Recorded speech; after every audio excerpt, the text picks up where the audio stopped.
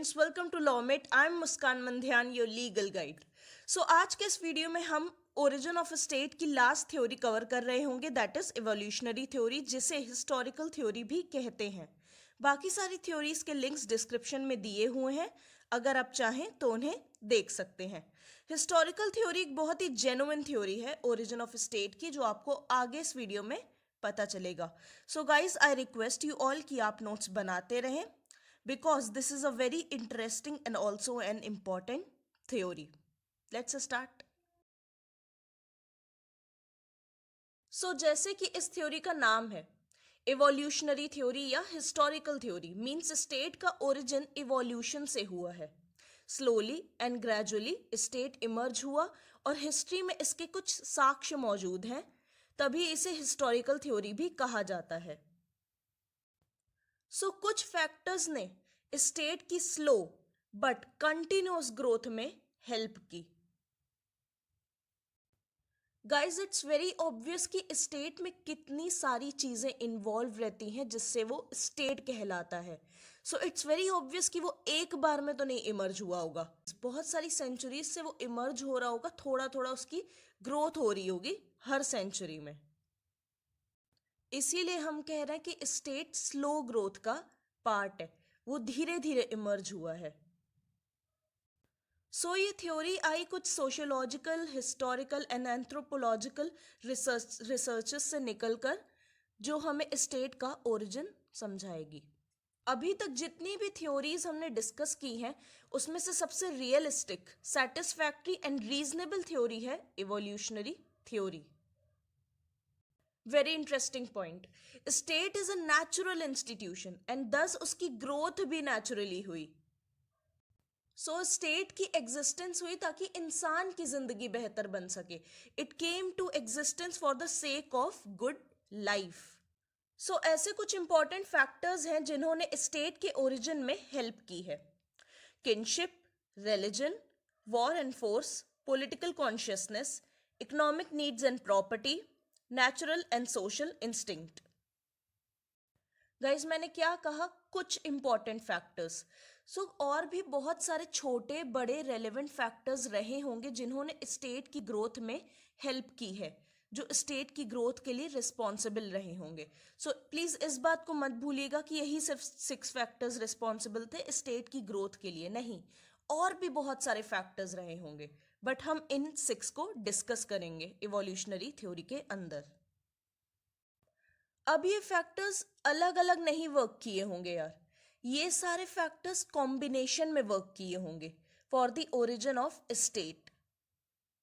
Why they worked in combination? Because state के अंदर कितनी सारी चीजें होती हैं, कितने अलग अलग इंस्टीट्यूशंस होते हैं।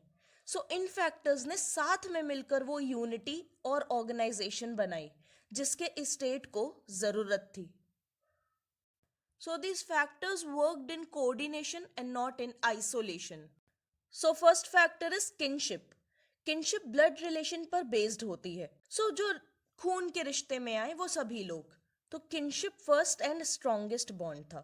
ठीक है, ये सच भी हो सकता है या इमेजिनरी भी हो सकता है, दैट किनशिप की वजह से लॉयल्टी एंड ओबीडियंस आई लोगों के अंदर। ओके, ब्लड या फैमिली रिलेशनशिप की वजह से लोगों के बीच मजबूत संबंध बने, स्ट्रॉन्ग रिलेशनशिप बने उन लोगों के बीच जो ग्रुप में रहते थे।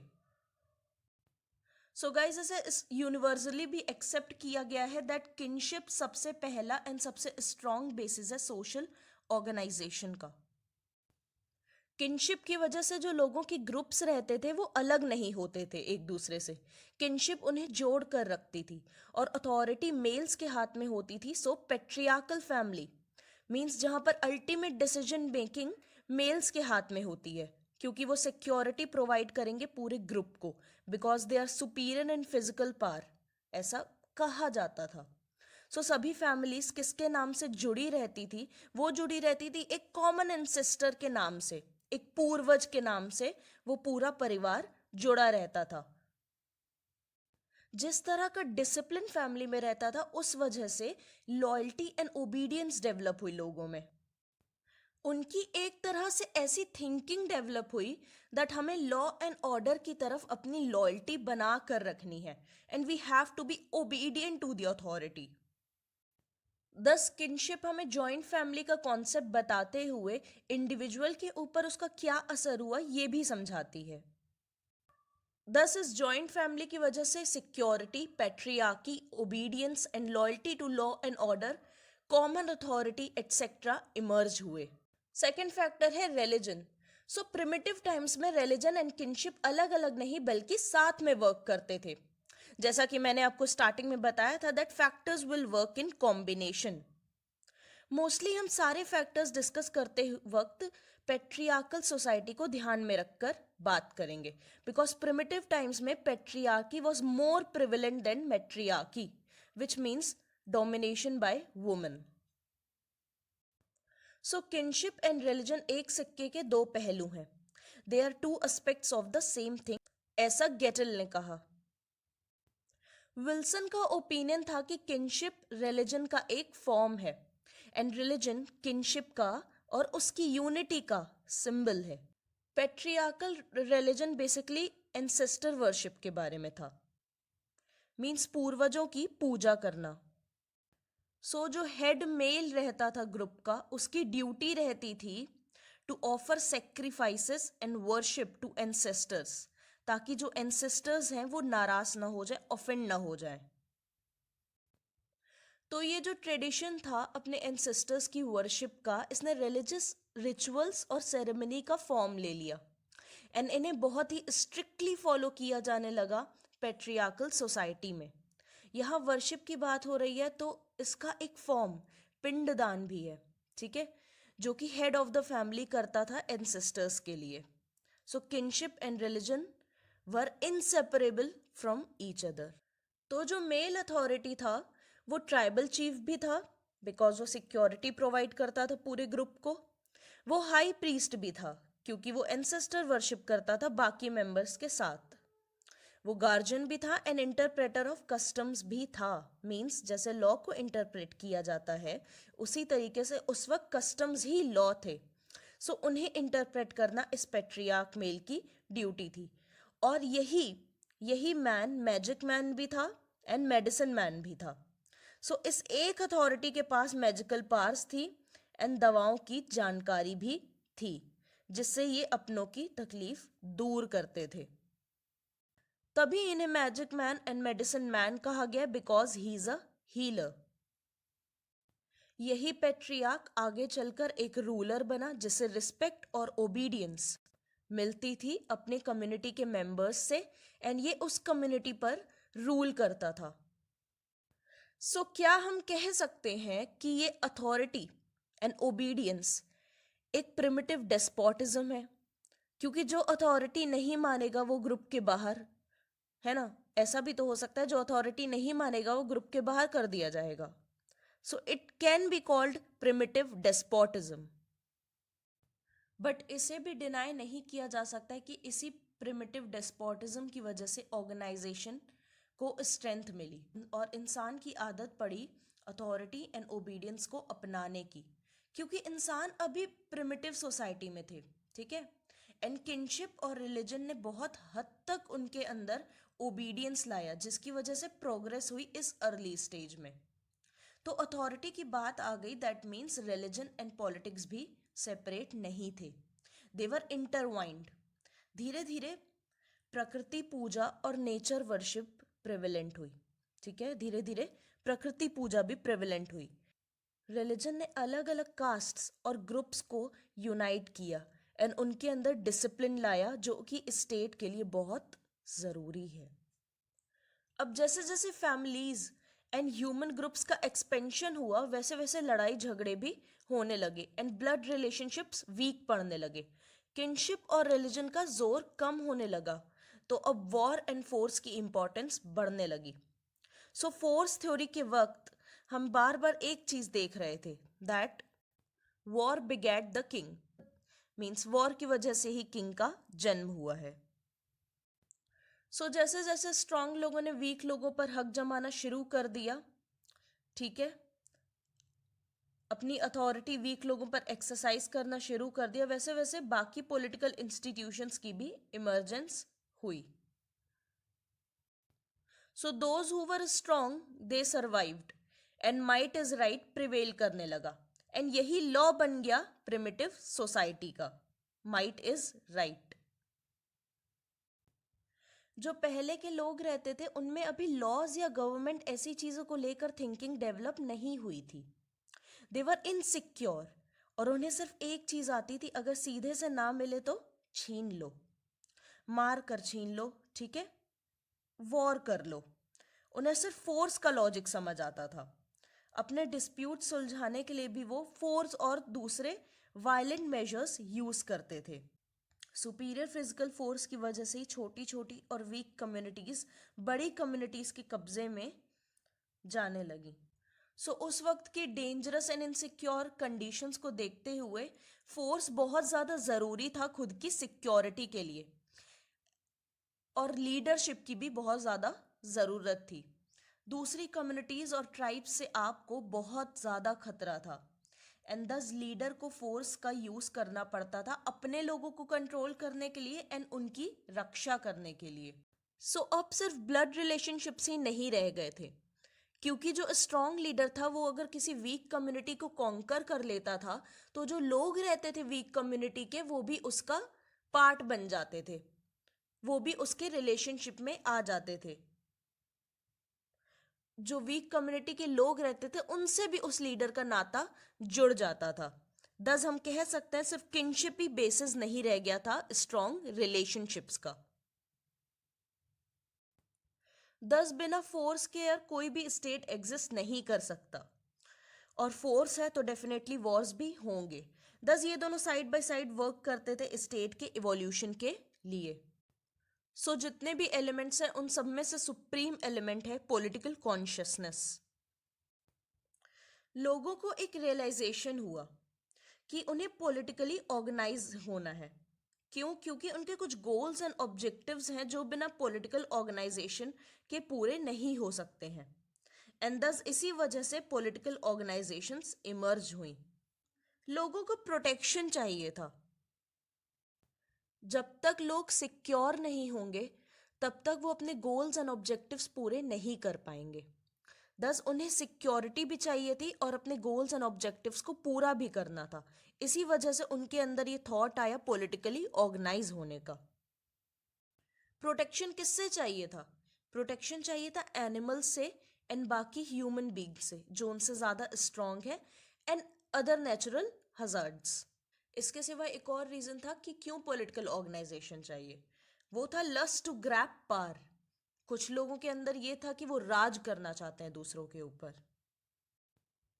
सो ग्रेजुअली पॉपुलेशन इंक्रीज हुई, सोसाइटी बदली, एक ग्रुप का दूसरे ग्रुप से कनेक्शन बना, पैसे जमा करने की टेंडेंसी बढ़ी, और इन सब चीज़ों की वजह से और ज़्यादा स्पेसिफिक ऑर्गेनाइजेशन की ज़रूरत महसूस हुई.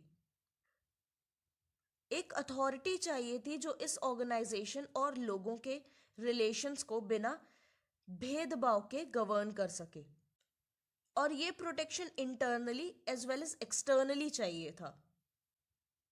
ये feeling of defence and lust to grab power continuously बढ़ती रही. दूसरों के हथियार छीन लिए जाते थे, सो पावर सिर्फ कुछ लोगों के हाथ में ही रह गई थी. There was concentration of power in few hands. Okay, so ये desire of political organisation and social life was inherent in man. इंसान में पहले से ही मौजूद था ये डिजायर पॉलिटिकल ऑर्गेनाइजेशन का, एंड यही डिजायर आगे चल के स्टेट बना. इसी डिजायर ने टू मेंटेन पॉलिटिकल ऑर्गेनाइजेशंस, इसी डिजायर ने आगे चल के स्टेट का रूप ले लिया. जिन एक्टिविटीज के थ्रू इंसान ने फूड एंड शेल्टर सिक्योर किया, सब्सिक्वेंटली उन्हीं एक्टिविटीज के द्वारा प्रॉपर्टी एंड वेल्थ भी सिक्योर की, जिसने स्टेट की इमरजेंस में हेल्प की. सो प्रिमिटिव एज में 3 सक्सेसिव स्टेजेस ने चेंज लाया सोशल ऑर्गेनाइजेशंस में. सो वो 3 इकोनॉमिक स्टेजेस क्या थी? वो थी huntsman stage, pastoral stage and agricultural stage.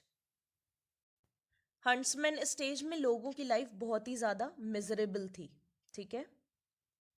Pastoral stage में क्या हुआ? पेस्टोरल स्टेज में प्रॉपर्टी इंक्रीज हुई एंड और क्या इंक्रीज हुआ? Social dominance of the male, ठीक है।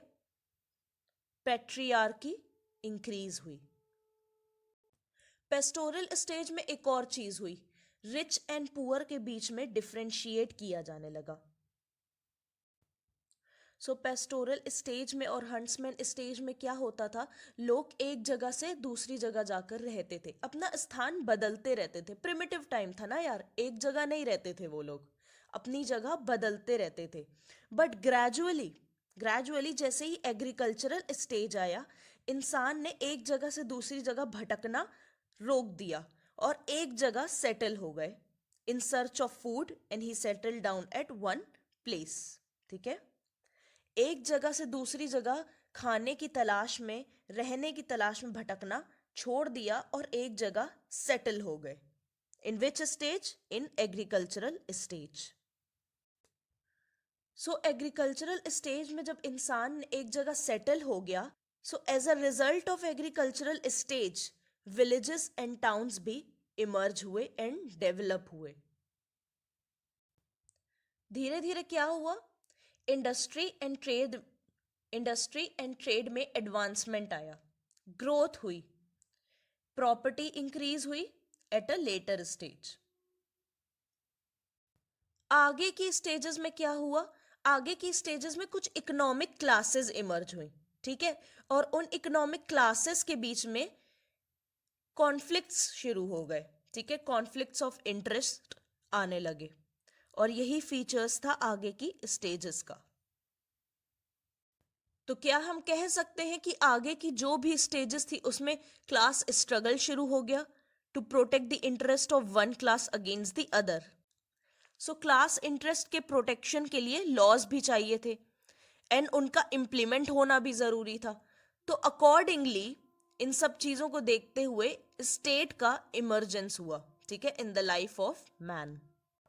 सो by nature man is a social animal. So social instinct सारे ही क्रिएचर्स में मौजूद है, ठीक है। बट ह्यूमंस जो कि एक रैशनल एंड थॉटफुल क्रिएचर्स हैं, उन्हें सोशल इंस्टिंक्ट कंपेल करती है to formulate an institute society. So जब ये इंसान जिनमें सोशल इंस्टिंक्ट प्रेजेंट है, जब ये साथ में रहने लगे तो कुछ कंडीशंस बनी सोशल लाइफ की, ठीक है। एंड इन्हीं सोशल लाइफ की कंडीशंस की वजह से स्टेट ऑटोमेटिकली इमर्ज हुआ and it was a solution to all of their conditions. Initially यार, शुरुआत में इंसान की लाइफ बहुत ही ज़्यादा सिंपल थी एंड इसी वजह से स्टेट का जो फॉर्म था वो भी सिंपल था। बट जैसे जैसे ह्यूमन लाइफ कॉम्प्लिकेटेड होने लगी, organization of the state was also complicated. तो स्टेट का जो फॉर्म था वो भी कॉम्प्लिकेटेड होना शुरू हो गया। So natural and social instinct ने भी बहुत ज़्यादा इंपॉर्टेंट रोल प्ले किया स्टेट के इमरजेंस में। सो डीमेरिट्स ऑफ इवोल्यूशनरी थ्योरी। सो इस थ्योरी के प्रोपाउंडर्स स्टेट और सोसाइटी के बीच में कोई डिस्टिंक्शन नहीं करते हैं। सोसाइटी नेचुरल है, वो ओरिजिनेट हुई कॉपरेशन एंड एसोसिएशन जो इंसान में मौजूद है। जो ऑब्लिगेटरी पावर है स्टेट का, वो हर सोसाइटी की मेंटेनेंस के लिए ज़रूरी नहीं है। ऐसा बिल्कुल नहीं है कि स्टेट ज़रूरी है सोसाइटी को मेंटेन करने के लिए। आज ऐसी बहुत सी सोसाइटीज़ हैं जो बिना खुद को ऑर्गेनाइज किए एज अ स्टेट रहती हैं। There are so many societies today which do not organize themselves in a state, but they do exist. India में भी ऐसी बहुत सारी ट्राइब्स हैं जो कि किसी लॉज और रेगुलेशन को नहीं मानती हैं। They are being excluded from all laws and regulations. So वो स्टेट का हिस्सा नहीं हुई। क्यों? क्योंकि सोसाइटी जब एक ऑर्गेनाइज्ड अथॉरिटी को एक्सेप्टेंस देती है तभी वो सोसाइटी स्टेट में कन्वर्ट होती है। और ऑर्गेनाइज्ड अथॉरिटी की कब ज़रूरत होगी? ऑर्गेनाइज्ड अथॉरिटी की तब ज़रूरत होगी जब सोसाइटी काफ़ी सारी क्लासेस में डिवाइड हो जाए जिनके इंटरेस्ट अलग अलग हैं। सो अब हम इवोल्यूशनरी थ्योरी के मेरिट्स डिस्कस करेंगे। बहुत सारे स्कॉलर्स का मानना है हिस्टोरिकल थ्योरी बेस्ट थ्योरी है and it is very realistic. Evolutionary theory को हिस्ट्री सपोर्ट करती है।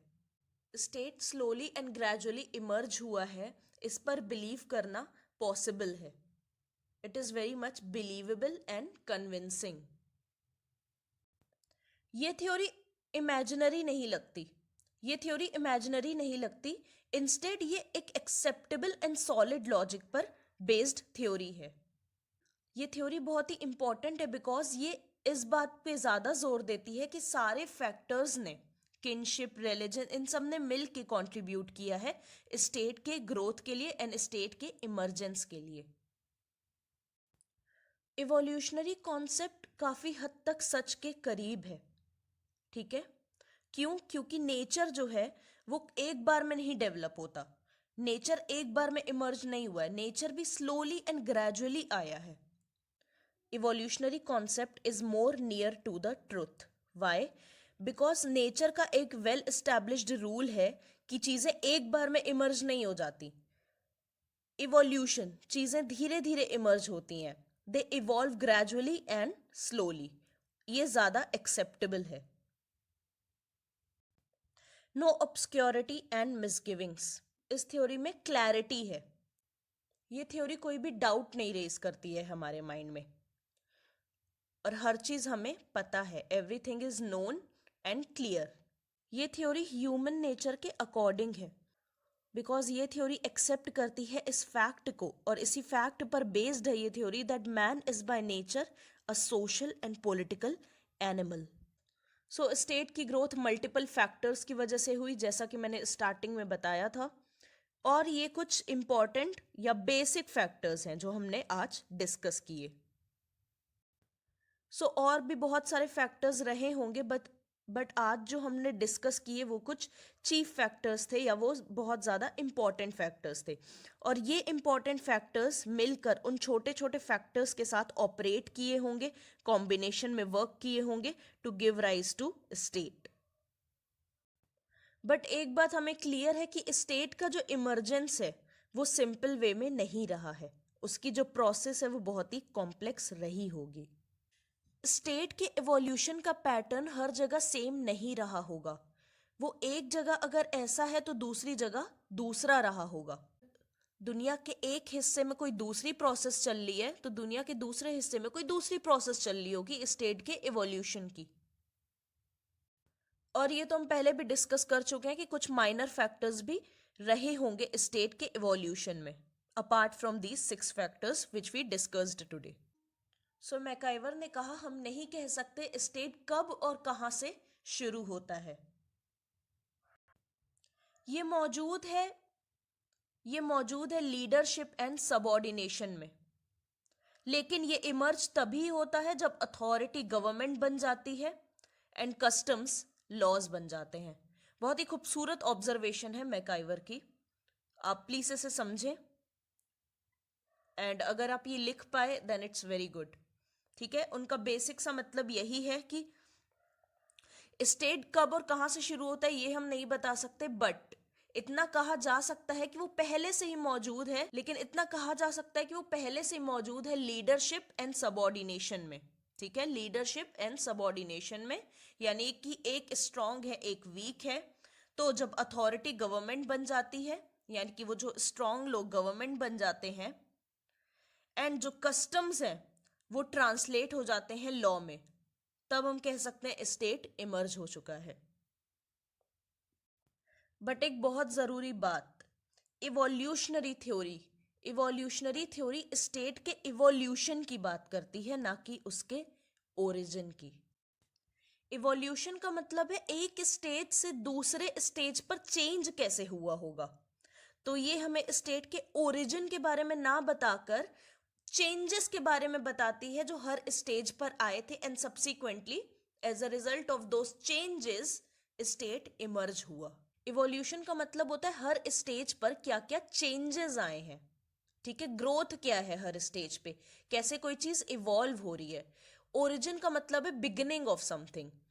तो इवोल्यूशनरी थ्योरी हमें ये बताती है कि किनशिप के लेवल पर क्या चेंजेस आए, वॉर एंड फोर्स के लेवल पर क्या चेंजेस आए, and as a result of those changes state emerge हुआ।